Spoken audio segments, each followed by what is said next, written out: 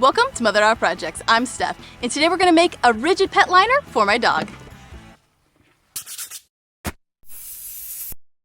This is made from plywood and a waterproof seat cover. This is a great solid surface for my dog Tosh, but it's also great for stuff. I love to kayak and I can fit all my kayaking gear really easily in here. It just slides right in. Now this is made for the exact dimensions of a Mini Cooper Clubman, but you can customize this to the size of your car. And the only thing I wish is I had done this sooner. I've had this car 12 years and I just had this idea, and I'll tell you, it has worked great. So come join me as I show you how it all came together. This is a look at the trunk area, and this is what it looks like with the seats down. You can see there's a little seam in the middle, and that's where I'm going to place the hinge so the liner can be folded when not in use. This is the narrowest spot and will determine the width of the liner, but I'll cut it a little bit more narrow to take into consideration the thickness of the fabric over the plywood. With the basic measurements in mind, I headed to our scrap wood pile and found something that would work. I cut it to the right width and cut it in half, with the back piece being the right dimension and the front piece we'll address right now. The front of the trunk has a little bit of a curve, which I wanted to mimic with the front of the liner. To get the right shape, Mom cut a piece of paper to the size of the plywood, put the paper in place, and made an indentation of the curve. We cut that out and traced that pattern onto the plywood edge.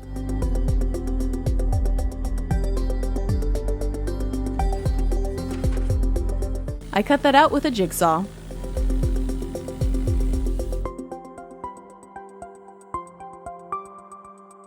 Then we cut the back edge of the piece of wood to the dimensions that would butt up right against the first piece of wood. And here you can see the plywood is done and it fits perfect. To cover this, we're going to use an old waterproof dog seat cover. We thought this would be the best cover since it's waterproof and it can easily be spot cleaned. And if we needed to in the future, we could easily take it off and put on a new one.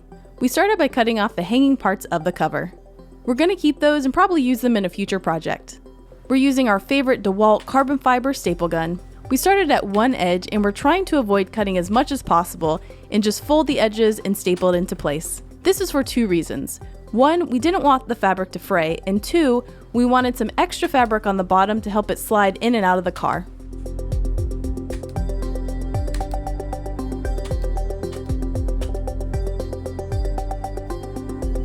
We did make one cut, and that is in the middle where the two pieces of plywood will meet. We folded it over a little bit to cover the cut edge and stapled it into place. And before finishing that, we started working on the front piece. We cut the excess off and continued the stapling process, working carefully around the rounded edge. With the two edges that meet completely, we're now going to add the hinge. We marked the screw holes, and Mom used a center punch to get a hole started and break through the fabric. I screwed the hinge into place. We weren't sure how this was all going to work with the hinge and the fabric and the wood, but we tested it out and it worked perfectly. Then again, we gathered the fabric and stapled it into place, making sure to not staple over the hinge. Once it was stapled, we realized it didn't fold completely flat, which is not a huge issue. If we wanted to go back and cut out some of that bulk in the future, we could. And this is our first time trying it. It was a little awkward at first, but it fits perfectly in the spot exactly as designed.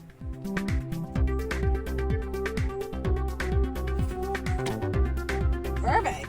Of course, I had to get on it and see how much weight it would hold. It felt nice and secure with me, so I know it's going to work for my dog Tosh. Once it was finished, we realized there were still openings on the side where my dog's skinny legs could fall into while I'm driving. So we decided to make little side pieces to cover them up.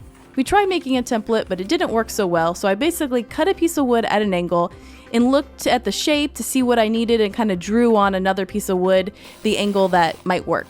Through trial and error, I cut it out with a jigsaw and eventually got two custom pieces that fit pretty well. To hold them in place, we're adding a little piece of wood that will grip onto the liner.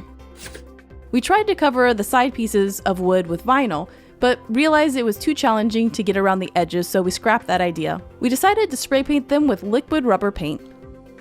I was concerned about the edges being sharp around the sides of the car, so we realized the loop side of Velcro would give us nice soft edge to the side pieces.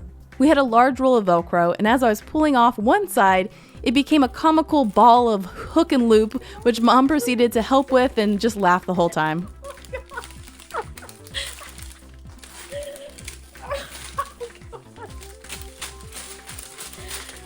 But we did in fact get it unrolled and finished covering the sides. With the sides in place, we realized that if my dog steps right here, that it will actually fall into the hole. So to make sure it is super safe for scrawny greyhound legs, we decided to add a piece of PVC to hold it in place. I pre-drilled a PVC cap and screwed it into the wood and then cut 2 pieces of PVC pipe to size. So the pipe goes into the cap and then I can place it and it will be secure to the ground and it's not going anywhere.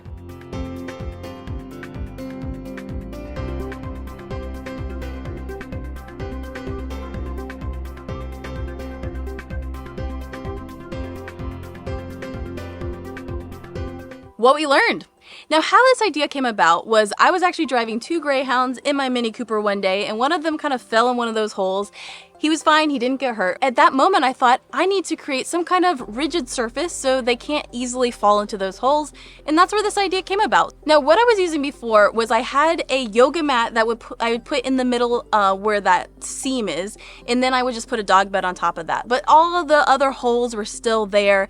Now, right under here, there actually is a drawer that I can put stuff in, and I wanted to see if I could still open it with this cover on top, and it actually does still open, not fully. I would have to take the whole liner out, I think, if I wanted to open it up more, but I don't access it that often, so I can still get to it if I need to.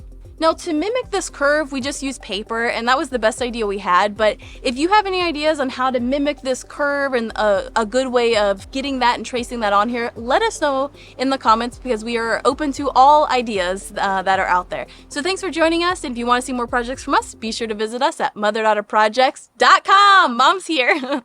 And thanks for joining us. Bye. Bye.